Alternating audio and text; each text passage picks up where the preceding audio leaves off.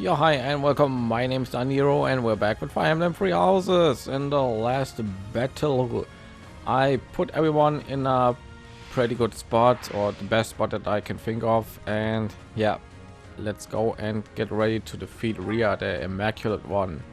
Um, actually doesn't look too bad to defeat. I mean, she has some really nasty skills. She can counterattack from everywhere, but she herself is not that strong or fast, so maybe this is not gonna take us too long.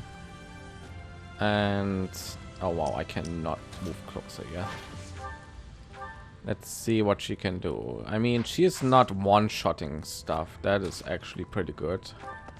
So yeah, how about we just go in there and do some damage. Let's see what we can do here. Probably should heal up Ilgard a little bit, and then let's just go in there. 16 damage. How about we don't, and just move her over here. 12 damage. That's not bad. I mean, could be a lot worse. Now we can't attack her with stuff like this because she's gonna counter attack. She doesn't one-shot Bernadetta, so that's good.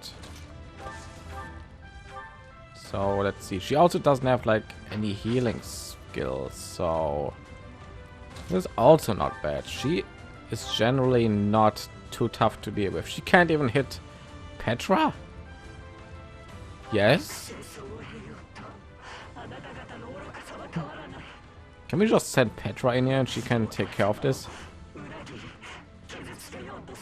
I should have given that a Thunder brand. What am I doing here? She literally has 0 hit chance against her. Yes, please. What about you? Wow. I'm running out of gauntlets if this goes on though.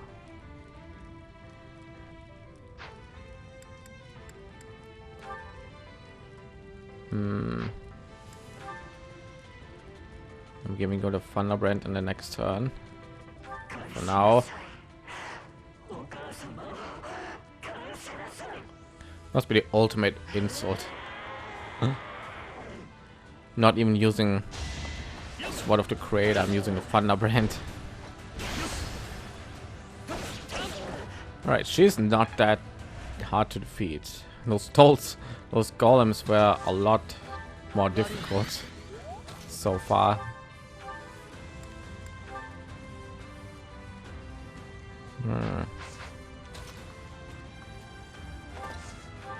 Let's go in here. Wait, is she gonna reach that? Yeah.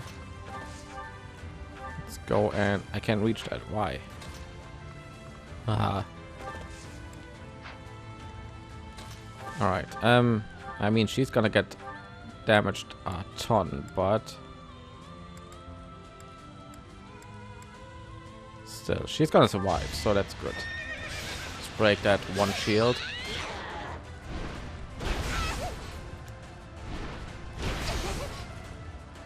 Dang it. Ow.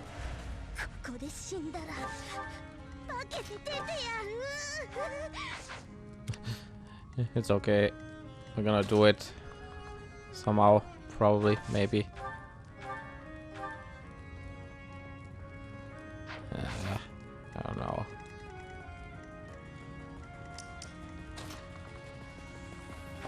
We'll just go in here and attack this one. Wow. She's not that difficult. That's good. Wonder what we get if we actually manage to get all of her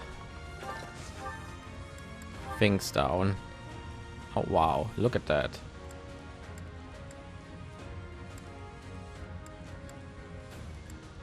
Where's that one? That, yep, it lost defense. Please. Please don't hit. Thank you.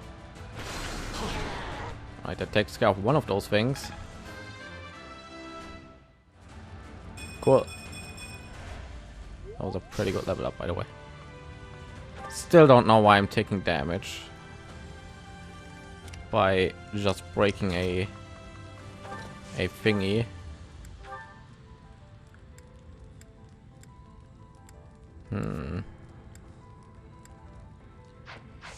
What skills did you get? Death blow. That's not good.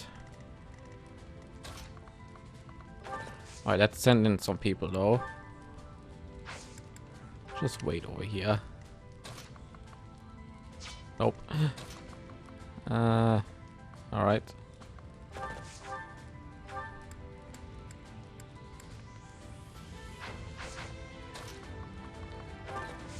Let's do this. Brave bow. Nah. We still have like. Oh wow.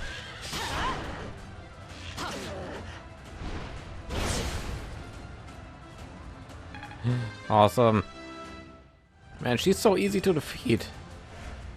She's easier to defeat than those stupid dolls that I fought against like a million times. I don't have. Oh, dang it. You can just go in here now, and what are gonna do against him? 30 times 2. How?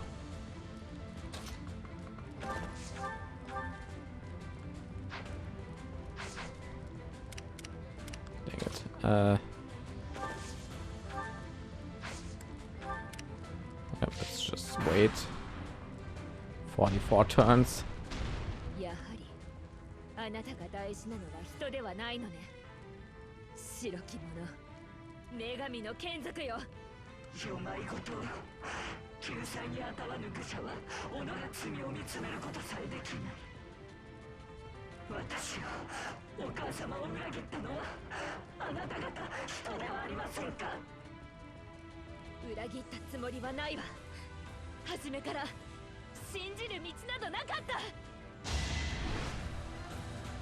Well, if you go by that logic, she didn't really do anything to you too. Like what? I am having a really hard time siding with Irgard on her like logic. Yeah, doesn't matter. I think we actually can defeat her in this turn, maybe. Yeah, let's. Who's not doing that much damage? You probably. Let's take care of this. If we do it right, then we can defeat her in this turn. Oh no. Oh, my iron bow. 110. Okay, wait. Yeah.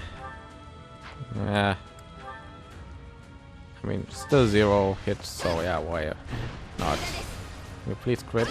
Nope. Okay, that's cool.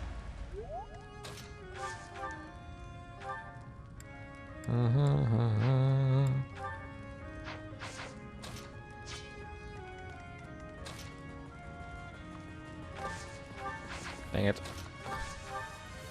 I'm planning to defeat her in this turn, but I think it's not possible.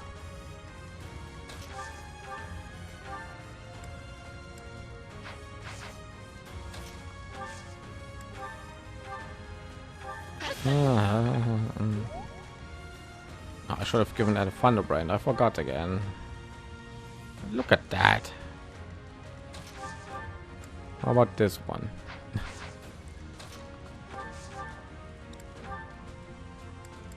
You have a brave axe? Yes. You have iron gauntlets. I forgot. Let's do this. Double fist fighting attack. Oh, come on, one crit, please. Okay. Ah, that's not enough.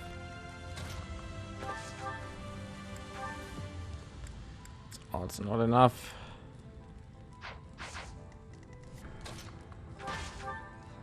Okay, I just have to plan on defeating her in this turn. Raging storm. Let's go. Yes. And then we just have to do some damage, and she's done. Can't believe this boss is so easy compared to the rest of the level. All right, now we just have to do a ton of damage. She has wrath, I think, now.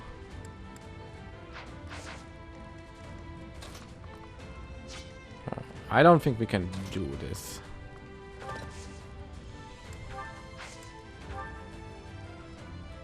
All right, just blow out everything we have. As much damage as possible. Hey, she doesn't get like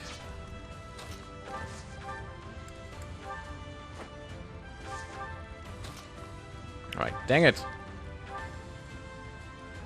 Right, we have to do a ton of damage with Byleth. Maybe a few crits, that would be nice, and then we can do it. All right, 15. Have a gambit. Nope. All right, just 97 damage. Come on, you can do that, right? Okay, maybe Edelgard can do some damage. Wait, why can't she move? Didn't I use her just now? Nope, whatever. All right, if she quits with that, then can do a gambit. Let's do this. That should be enough, right? 69.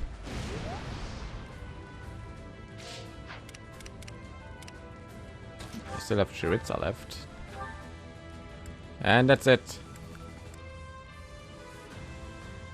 All right, that's it. Rhea, immaculate run. No matter what you call yourself now, you are done.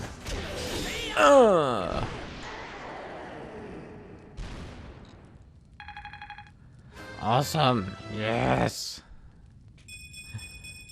Defeated almost every boss without fists or gauntlets. 45 turns. Look at that. Of course. Oh my god. Is this what they call an animated cutscene?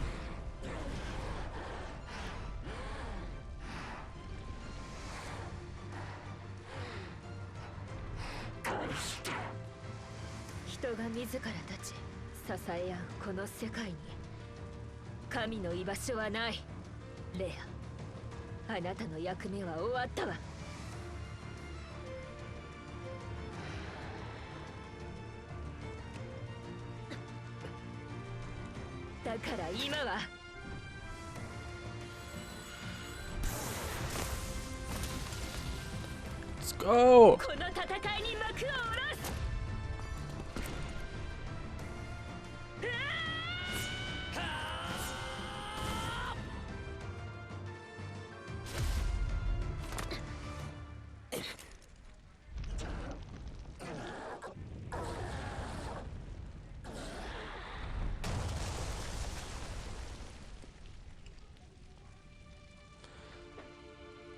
All right. Ew. Nope.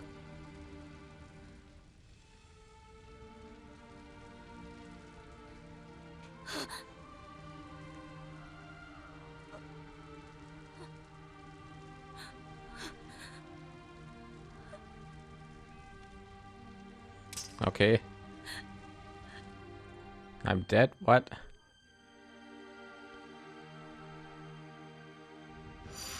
Wait, she was listening to his heart, right?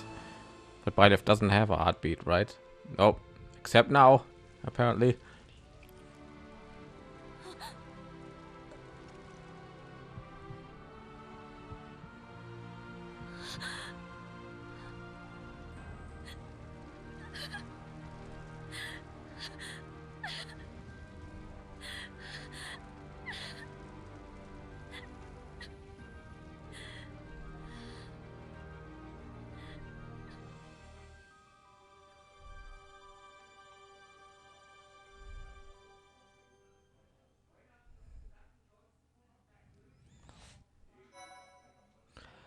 All right, good. Yeah, let's continue. Probably, I mean, 15 minutes. Of course, we're gonna continue. 歴史は時のよすがをたどり、フォドラの大地に新たな炎が灯される。王都フェルディアの陥落によって、ファーガス神聖王国とセイロス正教会は、フォドラの歴史からその姿を消した。ここに、皇帝エーデルガルトをいただくアドラステア帝 Oh, Hubert, look at that. 全土の統一を果たしたのである。エーデルガルトは強固な中央集権制を敷くと貴族制度の打破に向けた改革に着手。身分と紋章によらない新たな世界の実現に乗り出した。その裏では帝国との協力関係にあった闇にうごめく者たちとの対決姿勢を鮮明にし、日の当たらぬところでの戦いが静かに巻き起こっていた。Okay.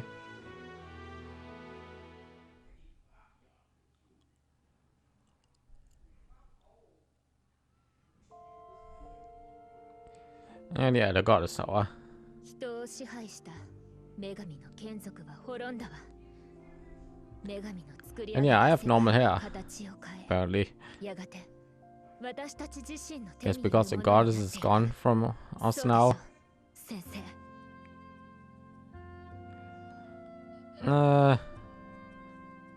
I'm not sure. そうね。未来はすべて私たち自身の選択次第。女神にただ従っていた方が幸せな世になった可能性もあるわ。それにまだすべて終わってはいない。彼らとの対決は避けられない。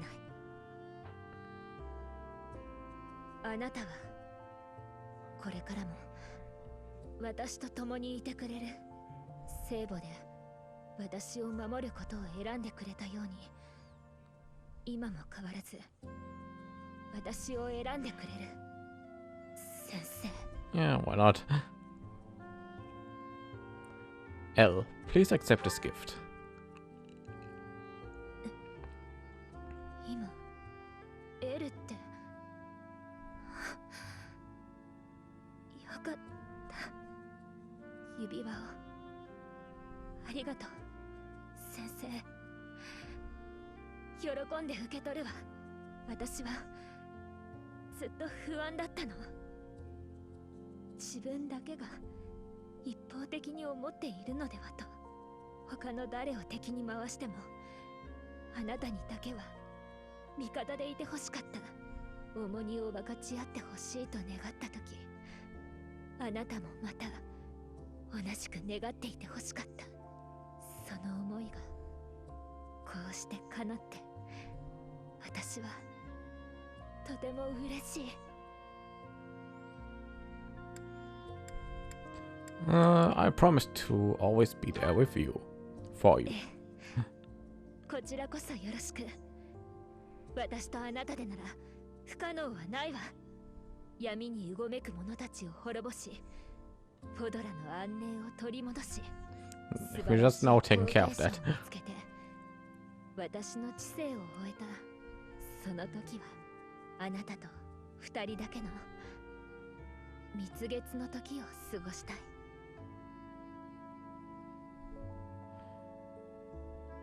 Let's make it happen. ええ、そうね。気を引き締め直さなければ。さあ、行きましょう。 That face. あなたは What? 名実ともに私の伴侶となったエーデルガルトの波動はここで終わり。ここからは二人の道が続く。欺瞞と不条理に満ちたフォドラの闇は戦乱の終幕とともに払われるわ。二人でこのフォドラに差す希望の光となるの。 Yeah, that sounds like a good idea. Okay. Credits. Yep, credits. Oh no, battle data. Okay, yeah, okay, let's take a look at that. Of course. White Clouds Free House. Oh yeah, oh the chapter name. So what say what free houses? That's the name of the game. Oh, that's feels like such a lifetime away. And all these chapters, characters, and the earlier designs. Paralog, Tales of the Red Canyon. It looks like Byleth is taking the lead, followed by probably Ferdinand or Bernadetta. Petra is there too.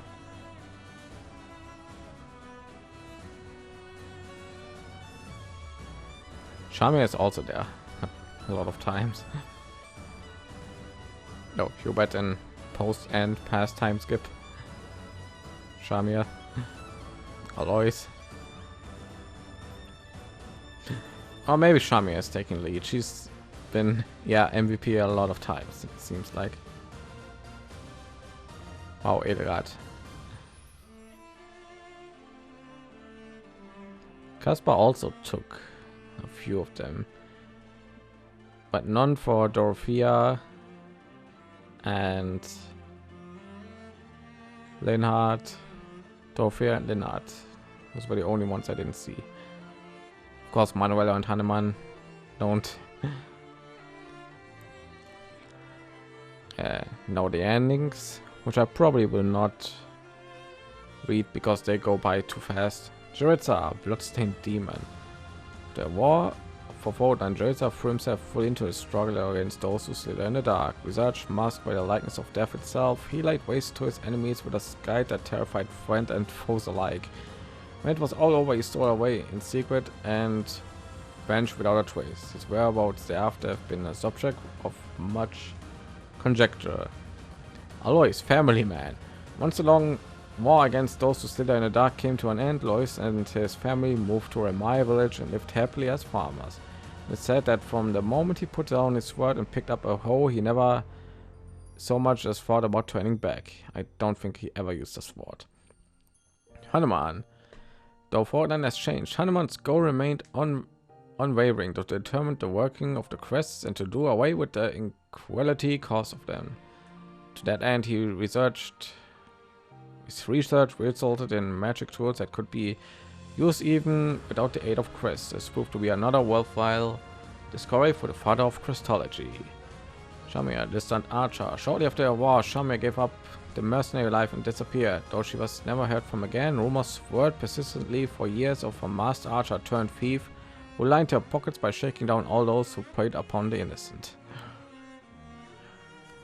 Yep, mystical songstress and divine songstress. The Middle Frank Opera Company was on the brink of collapse until two of its star songstresses, Manuela and Dorothea, returned to the stage and brought the troupe new life and prominence. They toured all over Fódlan, sometimes even visiting troops from the front lines, soothing hearts with their beautiful songs wherever they went, and donating their profits to the relief and rebuilding effort. When the damage from the war had finally healed, the pair once again retreated from the stage, this time returning to a private life together. It is said to be a relationship full of light and love. Alright, Lennart and Bernadetta. Lennart and Bernadetta caused quite a stir after the war when they abandoned their inherited titles and eloped to Garreg Mach. Returning to the monastery when they were always most comfortable, the couple lived peacefully lives away from the hassle of politics. When the Empire's efforts to restore the church was complete, the Officers' Academy reopened and two eccentric individuals took up professorships there. One was preparely asleep, while the other something. Hey, Ferdibert is it called? Hubert and Ferdinand became the left and right hand of Emperor Edelgard, competing constantly with each other to see who could be the most helpful. They were opposites, the minister of the imperial household melancholy and merciless, and the prime minister bright and compassionate. Still, they brought out the best in each other. As the empire became orderly and prosperous, the two became to be known as the two jewels and were remembered fondly in generations to come. Something. Kaspar and Petra. Petra returned to her homeland Bridget and inherited the throne from her grandfather. As ruler, she declared independence from Fódlan and renegotiated Bridget's diplomatic ties of Fódlan and Dagda.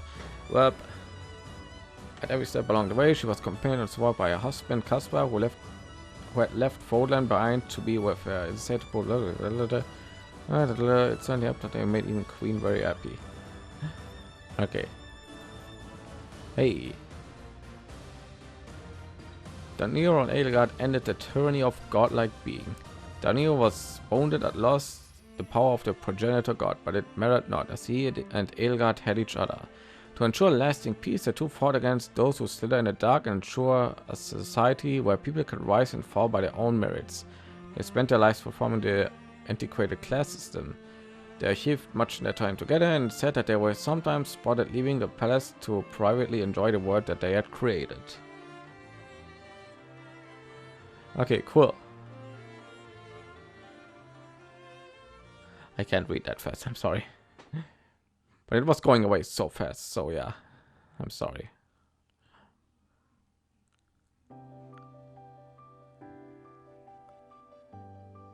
Oh, that's a different song at the end. Can I leave this one on? I don't know. You know what? I'm just gonna turn it off anyway, because I don't know. A little bit risky when it comes to that. So yeah, there's gonna be no sound here whatsoever except my commentary. Good. Time for my opinion and all that. So yeah, let's go. Crimson Flower route, Edelgard route, Black Eagles route. I can definitely say from the 3 routes I played so far, this one is my least favorite because I don't know. It wasn't bad, as I mean, I was like hammering down a lot of times on the story and Edelgard and all that, but it was not bad. It wasn't terrible, but it was definitely my least favorite. Blue Lines was a lot better because of Dimitri, and Golden Deer overall was just better because of all the things happening in there. And yeah, I mean, there's nothing that I haven't already said, like the lack of animated cutscenes, for example. There was one animated cutscene at the very end, one, compared to like what, 4 or 5 in the other routes. So, and I'm not saying that animated cutscenes make the story or the game or whatever, like, but it doesn't really help not having them. So yeah, that is kind of a bother. Same thing with like, I mean, why was there like a reason to leave that many out? I mean, the obvious reason that comes to mind for me is, I guess, I don't know, either problems with time, like they didn't have enough time to put more cutscenes in there, or not too much space on the cartridge, I don't know. But yeah, it didn't feel complete. And the whole story overall, I also didn't really like. I mean, it is obvious that we are playing as the bad guys, and I don't know. I actually looked up like some opinions on the Crimson Flower route before I completed it. So yeah, just to see. I didn't spoil myself at all. I was just looking in the internet to see like what are other people's thinking. Are they coming to the same conclusion and all that? And some people came to the same conclusion than me, that it was a little bit disappointing and didn't feel complete. But some people were like dedicated to defending this route, and I think I stumbled across some like sites that said something about like, this is the best route. It's like, I don't know why Crimson Flower is not the worst route. Like, if you actually have to say it like that, then if you actually have to say no, it's not the worst route like everyone says, then yeah, there's usually something true about it, like that it is bad in some way. So yeah, I don't know. And some of the reasons that I read up on said, like, yeah, lack of cutscenes. Like, I think one of the reasons was something about, like, yeah, because people can die in this game, and you can't really program and make decisions and put in cutscenes because some people are probably not alive, so you can't really make a cutscene out of that. But that is something that Fire Emblem has been going on for forever, because the simple fix for that is to just put in the main characters, like the lords, in the cutscenes. I mean, you don't see, like, I don't know, Fire Emblem Fates. You usually see only like the four royal siblings for each route, and not all the side characters, because yeah, those characters can all die, so you can put them into a cutscene because they could or could not be alive at that point. So yeah, there's an easy fix for that. So that is a pretty stupid reason to defend this route. And yeah, and of course the shortness of this route didn't help either. Like, all those things in general don't ruin this route. Like, oh yeah, there's only, like, all those things separately wouldn't ruin it all. Like, oh, you have not that many chapters, you don't have that many cutscenes and all that. Like, if you put all those things separately as a problem, then yeah, that wouldn't matter. But it's all of those things together. You have the least amount of chapters, you have no animated cutscene, you have a, I don't know, a really bad what's it called, explanation about the time skip. Like, you don't have like a whole chapter dedicated of meeting your students again. You just have like an off-screen cutscene where people are like, oh no, Byleth, and then he just, I don't know, he just vanishes, and you don't really see what's happening. And if you didn't play the other routes, you wouldn't even know what exactly was happening. It kind of made it look like the castle was like collapsing over him, just like with the Black Knight in Path of Radiance. And yeah, that's what I heard, at least. I only heard it in Radiant Dawn, but I think that's what happened, right? The castle collapsed on him or something.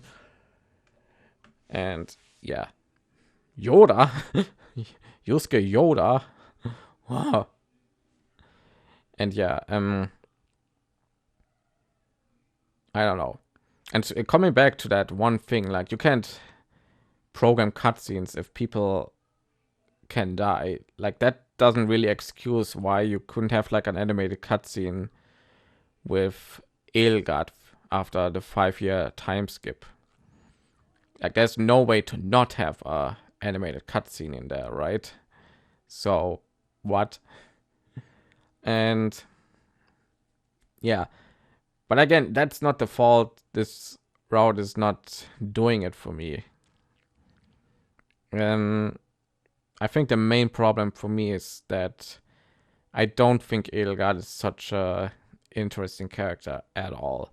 And this hurts me to say. Actually, it doesn't, but I don't know. I feel like people are getting a little bit disappointed because I am, as I said before a few times, I'm on a Discord server with a lot of Edelgard and Crimson Flower fanboys and girls, and I don't get it at all. Like, Edelgard maybe is an interesting character, but I don't really like her, actually. She's definitely the worst lord in this game for me. I don't know. The first thing I don't really understand is why is this priority? What is this priority about taking care of Rhea and the Church of Ceres? the first thing that would come to mind for me is like, and this could be that I misunderstood some things in the story because I didn't pay attention, or I forgot, or I'm too stupid. So if I misinterpret this, then it keep that in mind, right? And yeah. But she told us in one of her supports that she was like tortured along with her like 10 siblings or something, and she was the only one to survive, right? And I think those who stood in the dark were the ones who did that, right? So wouldn't it be the best to go after them first, because, well, they put so much suffering on you.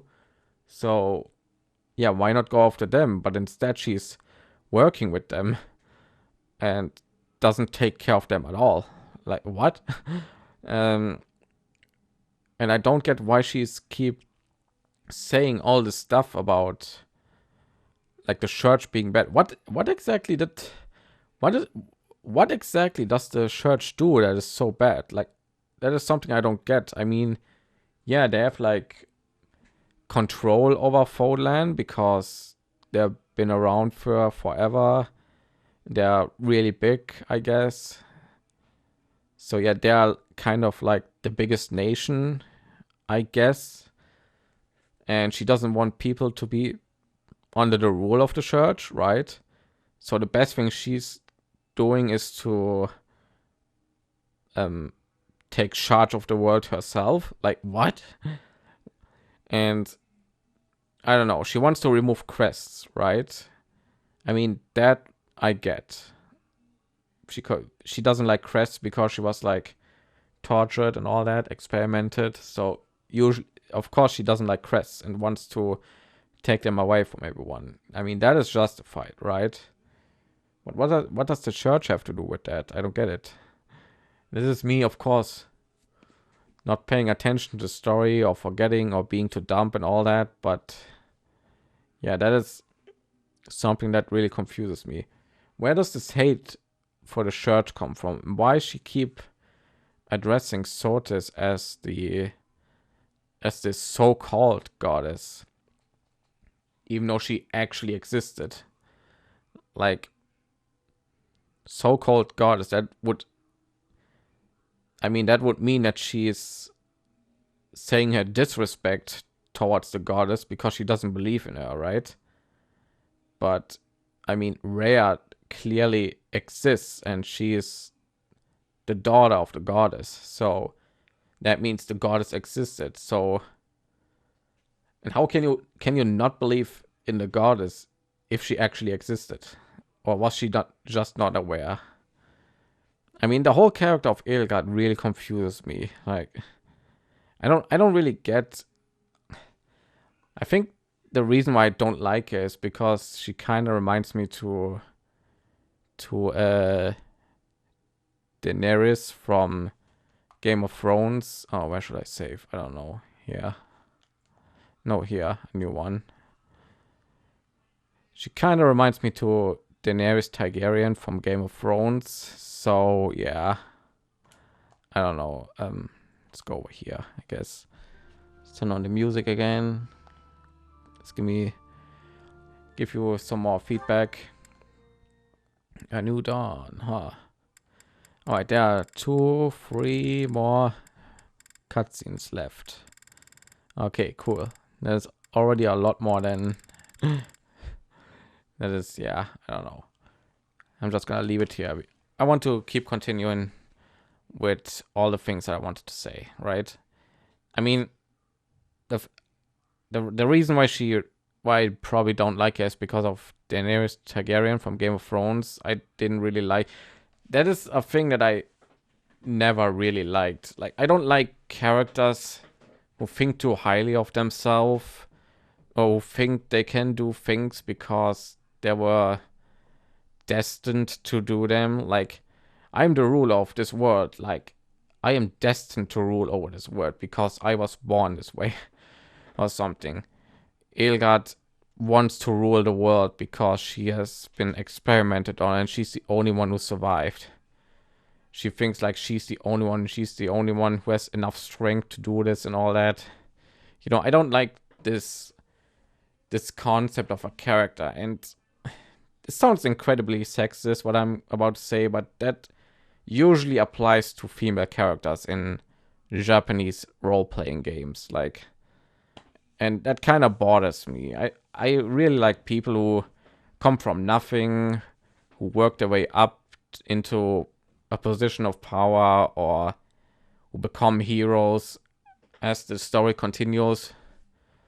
And yeah, then you in most Japanese RPGs you have like this female lead character who is like, I don't know, the chosen one or the princess of a nation or whatever, like Yuna from Final Fantasy X, right? She's the daughter of this one big great dude who defeated a giant monster that is terrorizing the whole world again, and because she's the daughter of this person and because she's taking the same path as her father, she's like, yep, I can do it. I have the power to save everyone, and so I will. Like, then there's Bravely Default with Agnes, who's, I think, the last surviving priestess of something, and she wants to save the world because she's the only one who can still do it. And they are unwavering. They just want to save everyone, even if it means sacrificing everything or everyone. No, not everyone, but if it means doing it alone, even though they always have like people helping them. I don't know. Colette, Tales of Symphonia, she's literally a chosen one. That's literally what she's called, what she is in this game.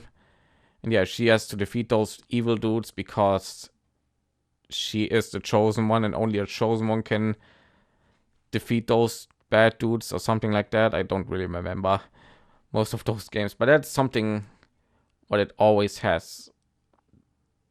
There's something similar about it. I don't like characters who are unwavering and don't struggle and are just dead set on getting things done. Like, it's like she was sitting, it's like she was looking. I mean, what is better? If you have a character that is looking at a throne, right? What is better? A character that looks at a throne for like, I don't know, 100 episodes or whatever. And after 100 episodes, this character is sitting down, right? Compared to a character who has to like find a map, look at the map, find the castle where the throne is, travel to that country where that castle is, going to that castle, fighting the way through the castle, finding the throne, and then sitting down. Or a character that just looks at the throne for 100 episodes, and on episode 101 the character is sitting down. Like, you know, that is a pretty bad metaphor that I'm doing right now, but that is the only thing that I can just, because I'm looking at a throne right now, that's the only thing I can think of right now. Like, if you know a character is gonna be, if a character is I'm trying to make a little bit easier of a example here. I don't know.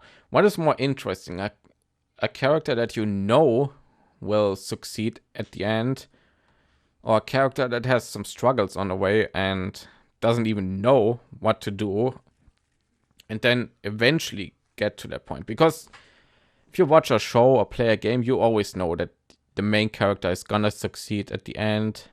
So we don't really need a character who is like throughout the whole story, yeah, I'm gonna do it. Like, we don't have a character who needs to tell us that they're gonna be successful, because we know they're gonna be successful at the end. I think I'm not going anywhere with this. I'm really bad at just sitting here explaining it without visuals and whatever. The point is, I don't really like Edelgard. I don't know. I mean, even I feel like, I mean, the thing with Dimitri, right, is the thing is he was at first he was pretty normal, right? He was pretty boring as a main character. Was a really friendly dude. There are people who told him that he's a little bit bad and all that he's hiding something.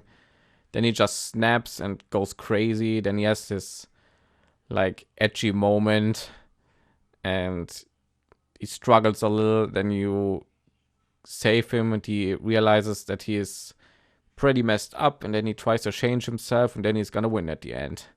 Compared to Edelgard and I guess Claude also, because both of them don't really have like a lot of character progression or development. Like they both stay the same, but the thing is with Edelgard, she doesn't really, I mean, it was obvious that she was feeling a little bit bad after killing Dimitri, but I feel like every time when our opponents were pointing out like stuff that really made sense, she just came back with something that doesn't make sense. Like when we fought against Dimitri, when you fight with Edelgard against Dimitri asked her like, why do you keep destroying and conquering? And she was like, why do you keep defending yourself? Like, what? It's like a bully punching you in the face and you punched him back.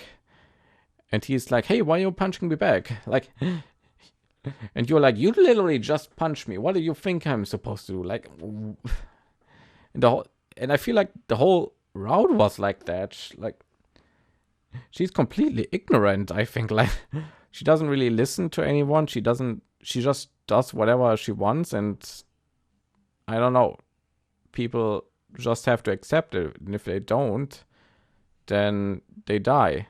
Like, why do we have to fight against her? Why couldn't we choose before we choose the Crimson Flower route? Why couldn't we choose beforehand? Why wasn't she like, hey, mind if you mind supporting me in my cause? But no, she was fighting against us, and we had to defeat her, and then we had to choose her. And let's just say she killed everyone, like Bernadetta, Ferdinand, and all those people, right?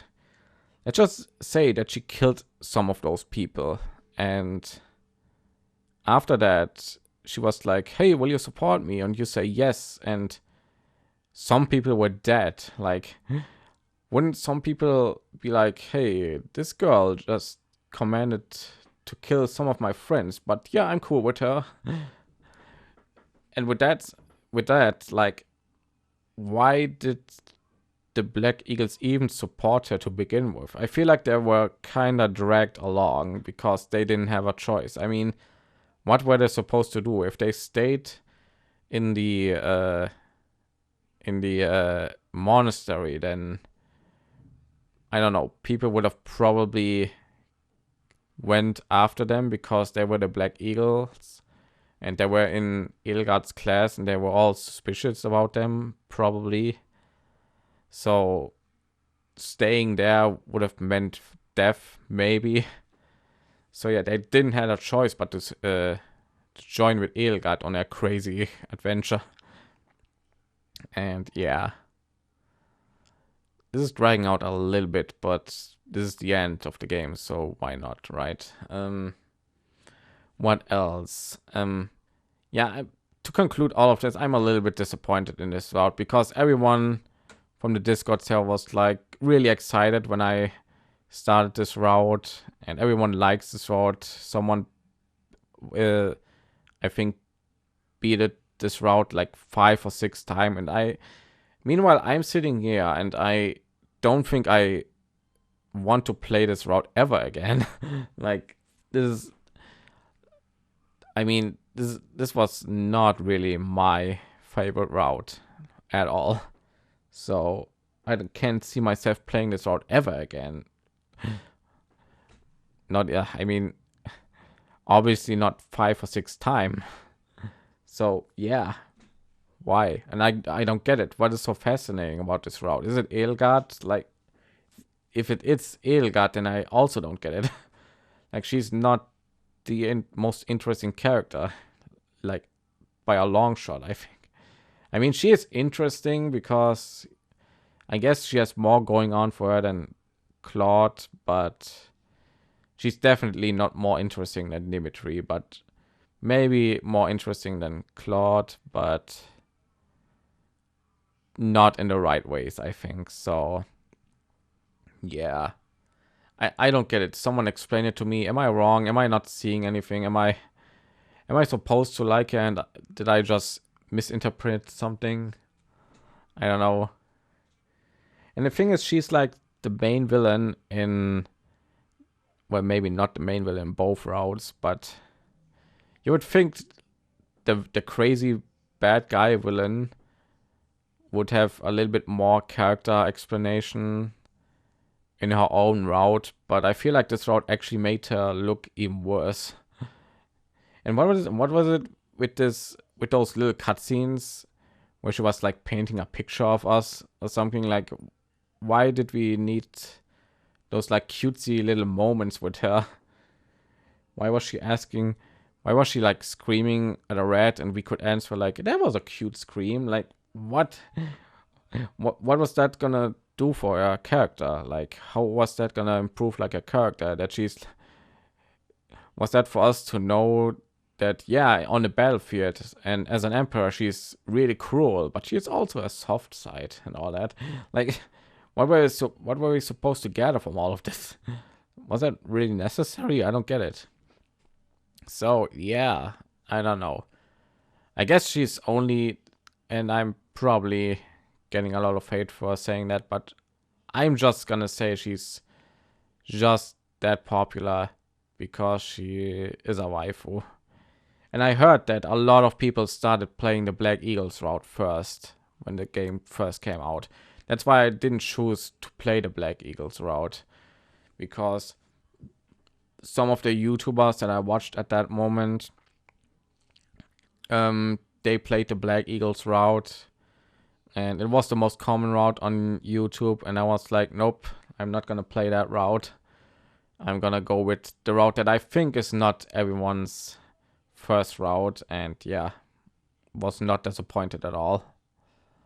And yeah, I also heard that starting with the Blue Lines route really makes you a little bit more suspicious towards Edelgard in comparison to starting with the Black Eagles route.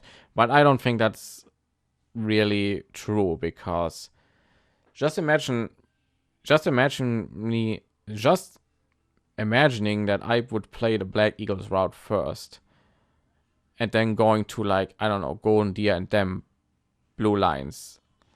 I think all the routes after the Black Eagles route would just get better and better, because again, more chapters, more cutscenes and all that. So it would continue to go better, to be better and better, right? Instead of just like, this was a downgrade from all the other routes that I played so far. So starting with the worst route and then working your way up to the better ones would have probably have the opposite effect of making me dislike Edelgard even more. Would have made me go like, damn, I wasted my first route. Like, but instead I was happy with my first route. And yeah, I don't know, it's kind of weird. So yeah, I don't think that's really true. Like, playing Black Eagles route first makes you like Edelgard more. I don't know. Looking at her in all the other routes, no. I don't think so. And the church route is gonna be next, and I'm gonna suspect that we're gonna fight against Edelgard again. So yeah, we're gonna see a lot more of her again. And yeah, I don't know, did I forget something? I don't know what else to say. And my voice also starts to give out a little bit. I just noticed there's no music here at all. I should probably had like do it over here or something, but the intro keeps showing up if I stay here, so yeah, maybe I shouldn't do that. Okay, I'm just gonna end this part here.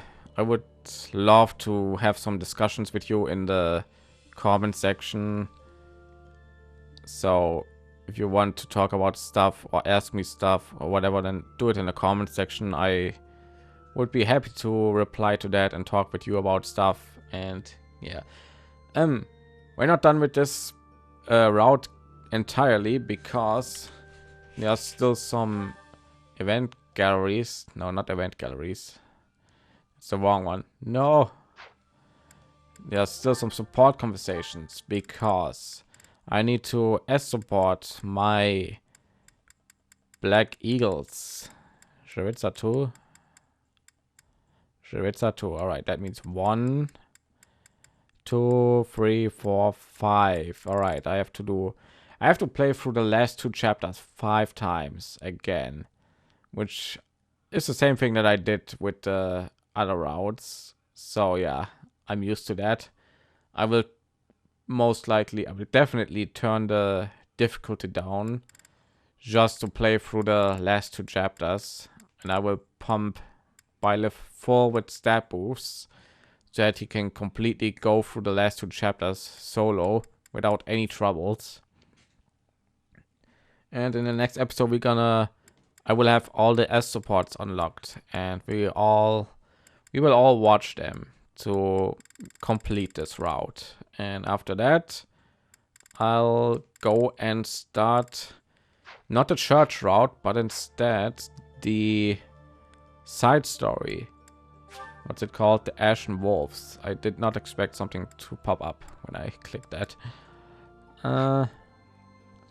Yeah, we will play the DLC route, the Ashen Wolves, I think is what they are called, the 4th class. And yeah, I don't know how long this will be. It's a DLC, so I expect it to be what,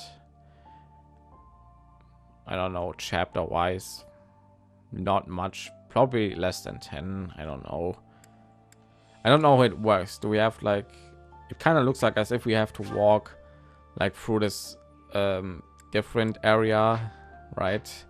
I think there was something like that. And yeah, I don't know much about that to begin with, so yeah, I'm kind of excited. But yeah, that's what we're gonna do in the next route, and after that we're gonna go to the church route, and I have something really special planned for that route, so you better stay tuned. This is not over, and this is not gonna get any less interesting. I promise you that. So yeah, good. That's it for me. That has been long enough, 1 hour almost. Good. I thank you all for watching. Please consider leaving a like, a comment, or subscribe, and then I'll see you in the next episode. Bye bye.